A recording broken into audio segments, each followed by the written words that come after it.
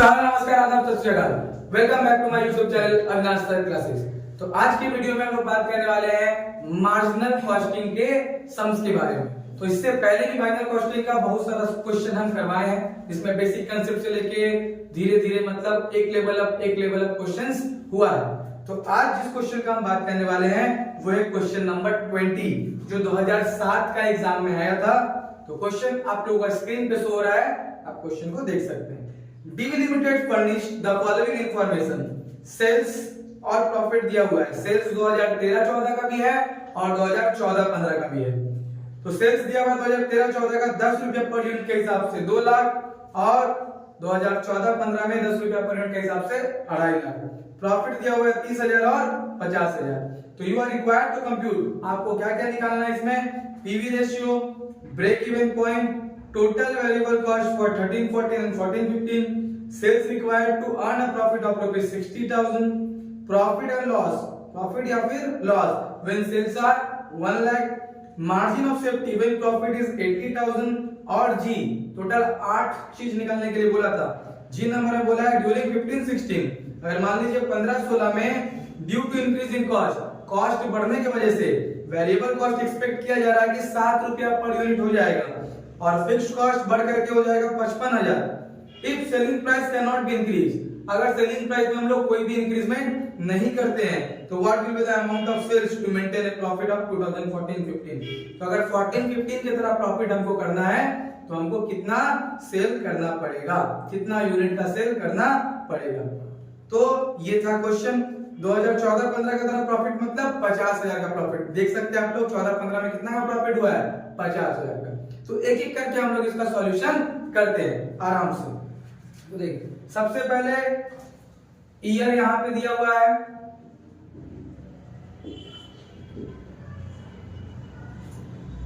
दो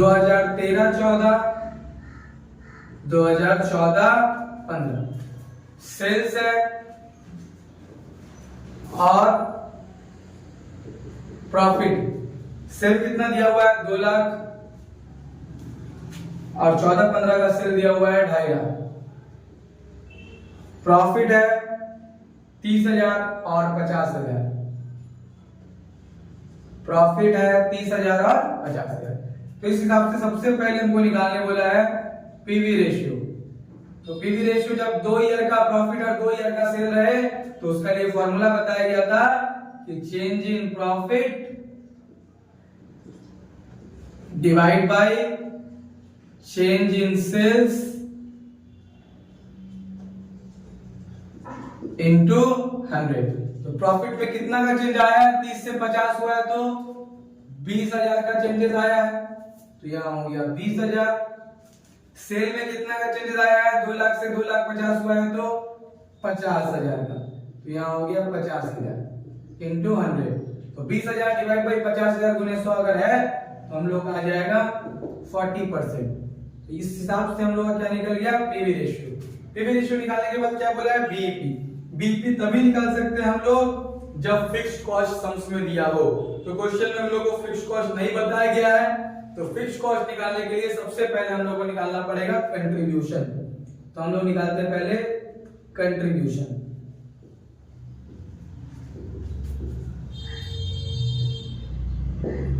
तो कंट्रीब्यूशन निकालने का फॉर्मूला होता है सेल्स इनटू पीवी रेशियो।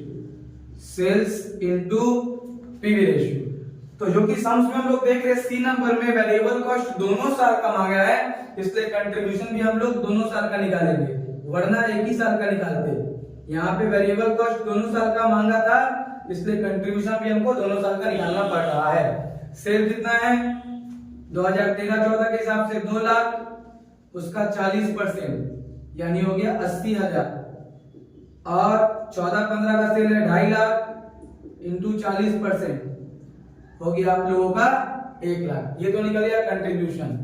अब हम लोग निकालेंगे फिक्स्ड कॉस्ट। अब हम लोग निकालेंगे फिक्स्ड कॉस्ट। तो फिक्स्ड कॉस्ट का फॉर्मूला होता है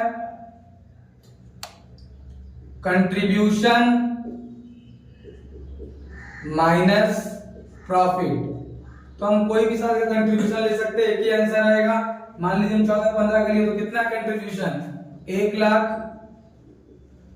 और प्रॉफिट कितना है 14-15 का। जब कंट्रीब्यूशन लिए तो 14-15 का ही प्रॉफिट लेंगे, तो 14-15 का प्रॉफिट कितना दिया हुआ है 50,000। तो 1 लाख में से 50,000 गया, 50,000 अपना फिक्स कॉस्ट आया।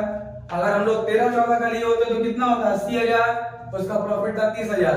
80 में से 30,000 घटा तब भी क्या था आंसर सेम होता 50,000। तो फिक्स कॉस्ट निकालने के बाद हम लोग को दूसरा चीज निकालने बोला बीईपी। तो जब तक ये कंट्रीब्यूशन और फिक्स कॉस्ट हम लोग को पता नहीं रहेगा तब तक हम लोग बीईपी नहीं निकाल सकते, इसलिए पहले उसको निकालें। तो फॉर्मूला होता है बीईपी निकालने का, fix cost divide by PV ratio. Fix cost कितना अपना है 50,000, पीवी रेशियो कितना है 40%। तो 50,000 डिवाइड बाय 40%, 50,000 डिवाइड बाय 40% करने पर कितना आएगा। और हम लोग करते हैं 50,000 डिवाइड बाय 40%, तो आएगा 1,25,000 रुपया। कितना आ जाएगा 1,25,000, जो मेरा बीईपी हो गया। थर्ड वन क्या बोला हमको निकालने के लिए, total variable cost. Variable cost बोला गया है 13-14 के लिए भी, 14-15 के लिए भी। तो वेरिएबल कॉस्ट कैसे, नॉर्मली हम लोग सेल्स से वेरिएबल कॉस्ट माइनस करते हैं तो कंट्रीब्यूशन आता है। सम्स में सेल्स दिया हुआ है और इसलिए कंट्रीब्यूशन हम दोनों साल का निकाले थे ताकि हम वेरिएबल कॉस्ट निकाल पाए। तो सेल्स से वेरिएबल कॉस्ट घटाने पे हम लोग कंट्रीब्यूशन आता है। तो जब सेल्स और कंट्रीब्यूशन यहाँ पे सम्स में गिवन है तो हम लोग वेरिएबल कॉस्ट कैसे निकाल सकते हैं, सेल्स से कंट्रीब्यूशन को माइनस कर देना होगा। तो इससे हम लोग क्या वेरिएबल कॉस्ट फाइंड आउट कर सकते हैं 13-14 के लिए भी और 14-15 के लिए भी। तो 13-14 में सेल कितना है 2 लाख और कंट्रीब्यूशन कितना है, तो कंट्रीब्यूशन आपका है 80,000। तो 2 लाख में से 80,000 गया 1,20,000। फिर 14-15 का सेल है 2.5 लाख और उसका कंट्रीब्यूशन कितना है 1 लाख। तो 2.5 लाख में से 1 लाख माइनस कर देंगे तो हो जाएगा 1,50,000। इस तरह से वेरिएबल कॉस्ट हो गया। फोर्थ नंबर में बोला है sales required to earn a profit of 60,000। यहाँ पे प्रॉफिट दे दिया है, हमको सेल निकालने बोला है। तो रिक्वायर्ड सेल, जब भी प्रॉफिट दे करके सेल पूछता है तो रिक्वायर्ड सेल का फॉर्मूला लगता है।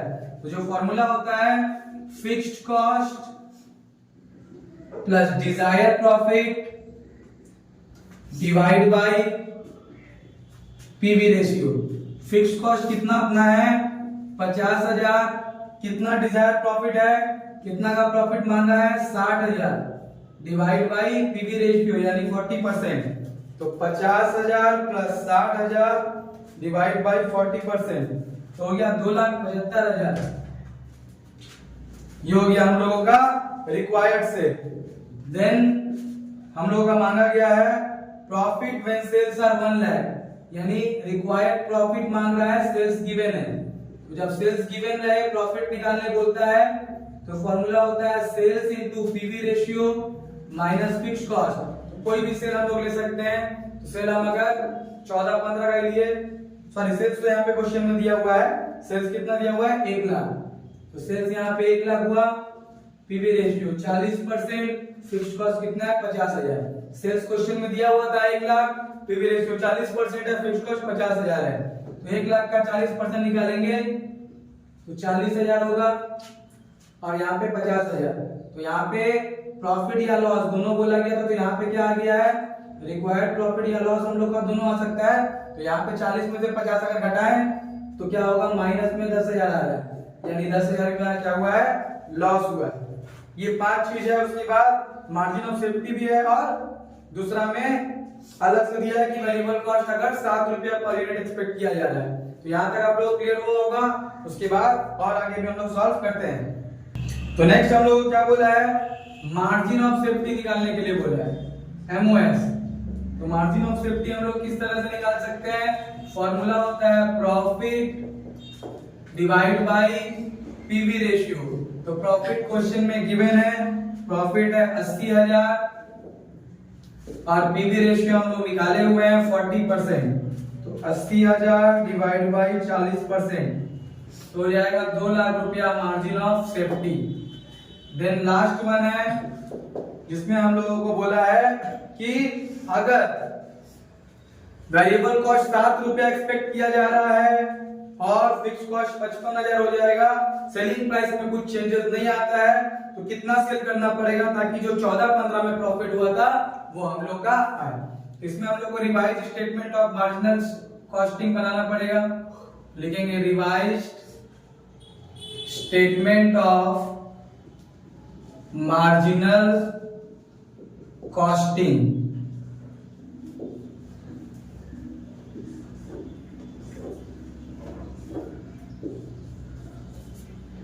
यह हो गया पर्टिकुलर और अमाउंट। सबसे पहले होता है सेल्स, जो फॉर्मेट होता है पहले उसको उतार दे रहे हैं।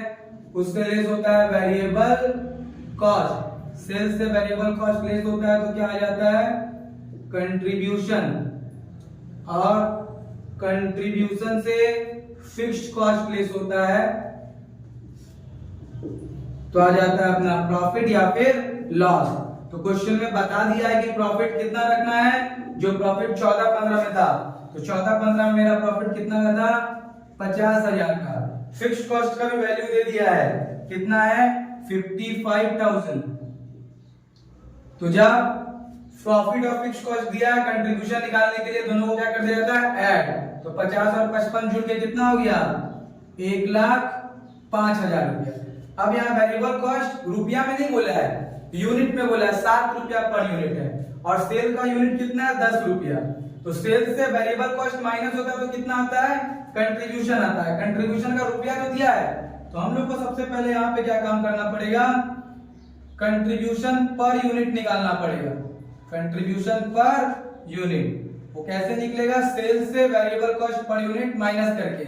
सेल से 10, वेरिएबल कॉस्ट है 7, तो कितना रुपया पर यूनिट हो गया 3 रुपया। तो 3 रुपया पर यूनिट के हिसाब से कंट्रीब्यूशन कितना है 1,05,000। तो सेल्स का यूनिट कितना होगा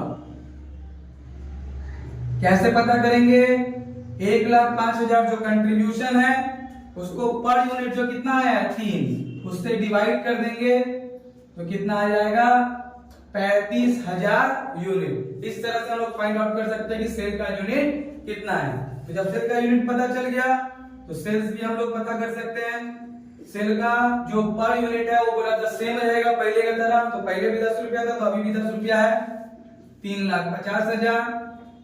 और वेरिएबल कॉस्ट 7 रुपया बताया गया था, तो 35,000 गुने 7, तो 35,000 गुने 7 कितना हो जाएगा 2,45,000।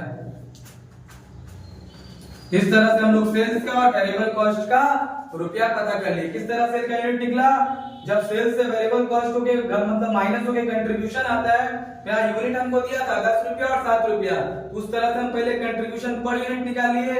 एक पीस का दाम अगर 3 रुपया है और टोटल कंट्रीब्यूशन कितना का 1,05,000 का, तो डिवाइड करके पता चल जाएगा कि कितना रुपया का मतलब कितना यूनिट का सेल किया गया। तो इस तरह से इस क्वेश्चन में जो जो मांगा गया था सबका वैल्यू निकल गया। आई होप ये वीडियो सबको समझ में आया होगा। वीडियो अगर पसंद आया हो तो वीडियो को लाइक कीजिए और अपने दोस्तों के साथ शेयर कीजिए। Thank you.